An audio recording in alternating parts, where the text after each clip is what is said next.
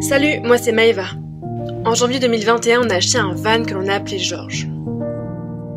Après une première aventure en Normandie en plein hiver dans notre van pas aménagé ni isolé, on s'est rendu compte qu'on avait vraiment beaucoup de travail. On a commencé à l'aménager en février 2021 en te partageant tout ça sur cette chaîne YouTube. Tu peux d'ailleurs retrouver toutes les étapes de l'isolation de notre dacia Docker, la conception du plafond, puis les différents éléments qui composent la cuisine, et pour finir, la création des meubles. Et après 6 mois d'aménagement intense, on a enfin pu partir à l'aventure le 11 juillet dernier. Notre premier van trip a eu lieu en Haute-Savoie où on a appris à faire du parapente en solo, puis on a sillonné les routes italiennes des Dolomites, petite perle de l'Europe. Comme prévu, on a adoré l'expérience et 1 mois plus tard, on était de nouveau sur la route. Dans cette vidéo, on part pour notre deuxième van trip en direction des Pays-Bas et du Danemark. On va découvrir plusieurs parcs nationaux hollandais et finir par les dunes du nord du Danemark, en passant par le semi-marathon de Copenhague. Si cette aventure te parle, n'hésite pas à t'abonner à la chaîne et rejoins-nous dans ce périple. Bienvenue dans Georges Doc saison 2.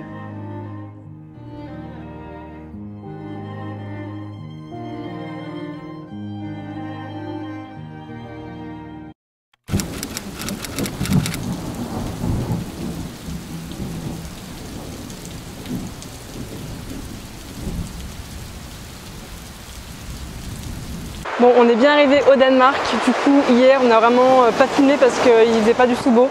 Il y a eu beaucoup de pluie sur la route de l'Allemagne jusqu'ici. On a juste été à Odense, c'est la ville où est né le conteur Andersen, donc qui a fait par exemple le vilain petit canard ou la petite sirène. Du coup, il est né ici, donc on a été voir sa maison. Elle a été mise en musée pour pouvoir la visiter. Donc nous, on est arrivé trop tard pour la visiter, mais on l'a quand même vue. Et il y a plein de petites ruelles en fait hyper anciennes avec des petits pavés et tout ça. C'est vraiment super mignon. Il n'y a pas trop de choses à faire à Odense. Après, à part ça, on a aussi été dans un street food pour manger le midi. Enfin, il était quand même 16 h, mais bon, on a mangé un burger et des frites. Voilà, ça faisait plaisir parce qu'en même temps, il pleuvait, on ne pouvait rien faire d'autre. Donc voilà. Ici, on est à Mons Klint. Donc Mons Klint, ce sont des falaises qu'il y a sur l'île de Mons. Donc voilà, et c'est assez cool. Donc là, c'est la mer Baltique derrière moi. J'espère que vous m'entendez bien parce qu'il y a vachement de vagues. Et du coup, ce soir, on prendra la route vers Copenhague pour passer 4 jours.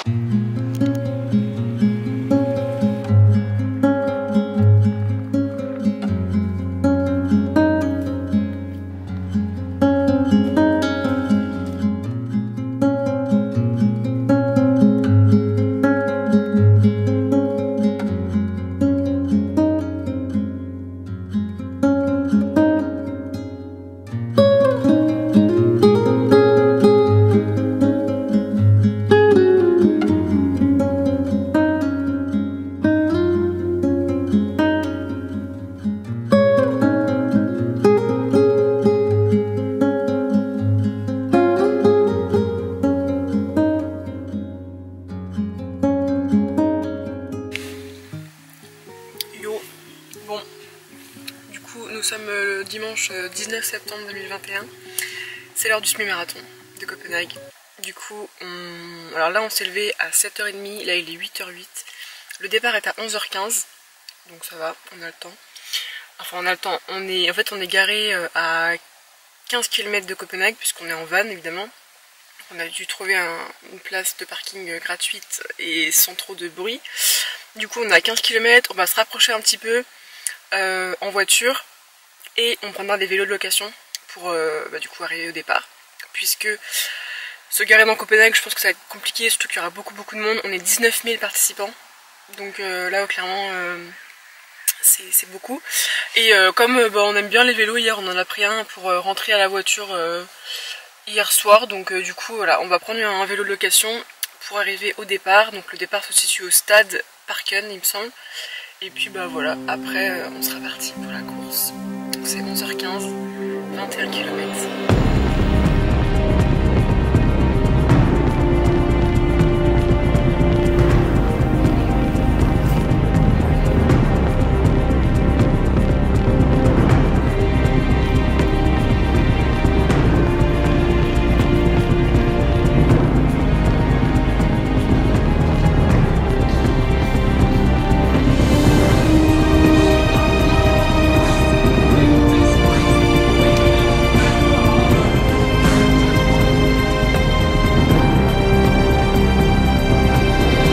Dernier jour ici à Copenhague, donc là on est à 15 km de Copenhague environ. On est au lendemain du semi-marathon, il fait super beau, c'était pas annoncé donc c'est trop cool. Donc là on va partir pour la dernière journée à Copenhague avec le frère de Bastien et puis ce soir on prendra la route vers un nouveau parc national plus au nord. Là on va vraiment aller tout au nord du Danemark, donc c'est parti. En tout cas trop cool, on a un peu de courbature quand même, on va pas se mentir, mais le semi était vraiment super cool.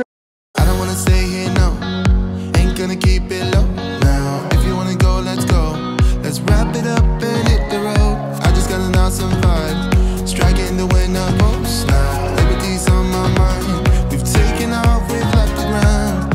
You gotta understand that we get one chance, one chance. You will never regret the things that we'll do. 'Cause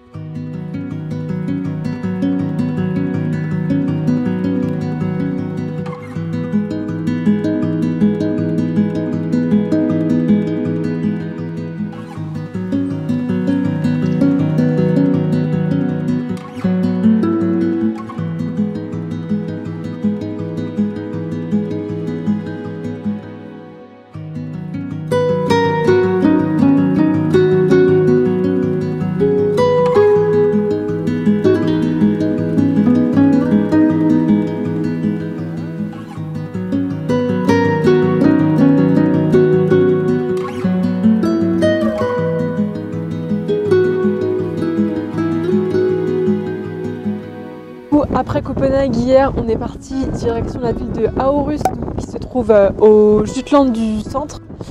Donc c'est environ 2h30 de route de Copenhague. Donc c'est la deuxième plus grosse ville du Danemark. J'ai un peu le nez bouché parce qu'il y a énormément de vent. On a dormi en face de la mer Baltique et ensuite on est passé par un petit parc avec plein de biches, de cerfs et tout ça. C'était trop beau. Qui était en liberté dans le parc. Et du coup là on est parti après direction le parc de Molsbjerg. J'arrive pas à parler danois. Là on est au plus haut point qui se trouve à 137 mètres. Attention, c'est très haut. Il y a beaucoup de vent. Je vais m'envoler là je crois.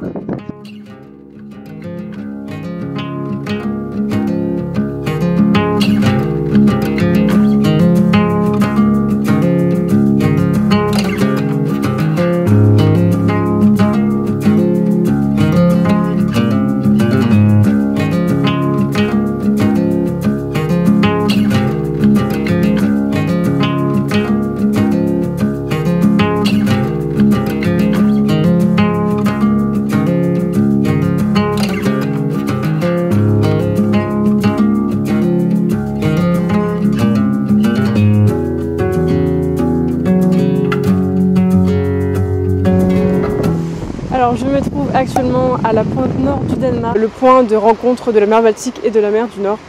Donc on est enfin arrivé où je voulais aller depuis le début au Danemark. C'est vraiment tout au nord, c'est assez loin de Copenhague, c'est je pense à 5-6 heures. Bon, je profite un peu de ce moment pour vous parler d'ailleurs de mon semi-marathon que j'ai fait du coup à Copenhague. Mon cadeau de Noël de la part de Bastien l'année dernière. Du coup il nous avait inscrit moi et son frère sur le semi de Copenhague dimanche 19 septembre 2021. Ce qui était vraiment super cool, c'est que voilà, ça a été maintenu parce que le nombre de courses qui ont été annulées en 2020-2021 c'était assez énorme. Du coup ça a été maintenu et c'était vraiment trop cool parce qu'on était 19 000 au départ. C'est un peu comme la vie d'avant, là on retrouve un peu les compétitions, les festivals, etc. Et c'est cool, ça fait vraiment plaisir. En plus on a vraiment eu un temps magnifique alors que c'est pas du tout annoncé. Du coup j'ai fait 1h45 et 23 secondes il me semble, ce qui est pas trop mal. Mon record il est à 1h39 donc c'est pas mon record, mais j'étais pas tellement entraînée, j'ai pas beaucoup voyagé ces derniers mois et j'ai pas pu beaucoup m'entraîner, mais je suis quand même contente de mon temps, c'est pas mon moment bon non plus, donc voilà. Je remets ça d'ailleurs dans un mois à Amsterdam. Bastien lui il a fait 1h52, donc ce qui est pas mal aussi pour son premier semi, et du coup le frère de Bastien a fait 2h28 pour son premier aussi. Donc voilà, tout le monde a fini, c'est cool. Donc là on est sur une plage à côté de Skagen où il y a énormément de blocos puisque ils ont été installés pendant la Seconde Guerre mondiale. Il y en a tout le long de la mer pour protéger du coup Skagen à l'époque de la guerre.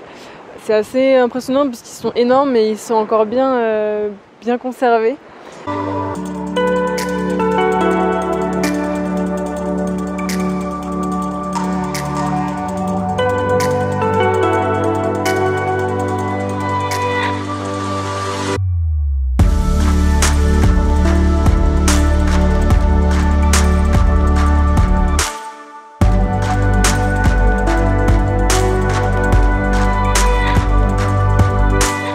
Alors après Skagen, on est parti direction la dune de Rabjermil. Je sais toujours pas comment ça se prononce, les gars, le danois c'est une langue qui a l'air compliquée.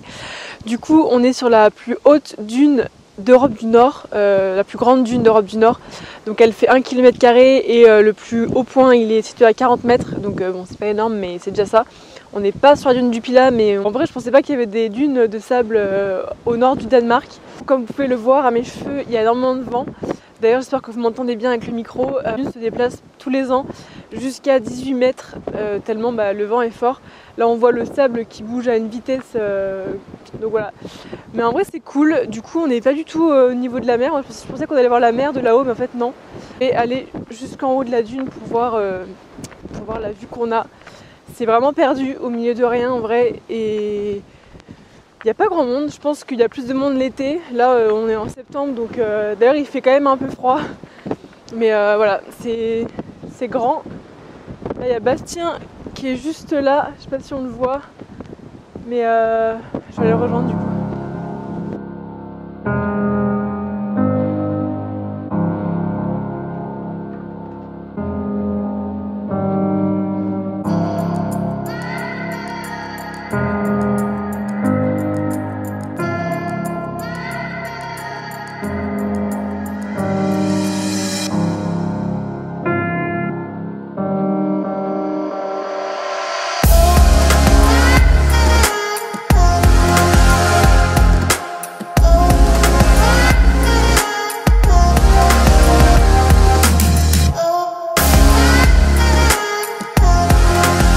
Bon alors là je suis au phare de Rubjerknud, sur le phare de Rubjerknud, donc c'est un phare qui est sur une dune.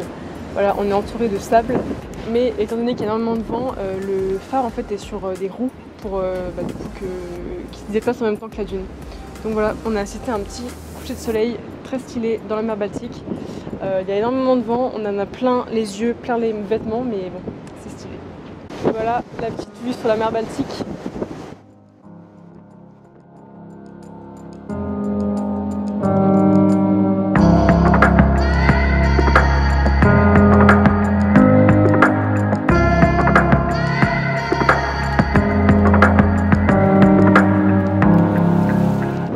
Donc là on est sur l'île de Romo, donc on est au sud du Danemark à pratiquement 1 heure de l'Allemagne, donc vraiment tout proche. Il y a Georges qui est juste ici et en fait c'est une île où on peut venir en voiture dessus. Donc c'est assez marrant parce que du coup c'est une énorme plage en fait. Donc le séjour au Danemark se finit aujourd'hui. On rentrera à Paris pour aller voir une conférence de Mike Horn et ensuite on ira à Disney et ensuite on rentrera à Rennes. Du coup j'espère que cette vidéo vous a plu. Et puis on se retrouve dans une prochaine vidéo. Donc n'hésitez pas à me suivre sur Instagram myvoyage8 puisque je poste des stories de voyage. Bisous.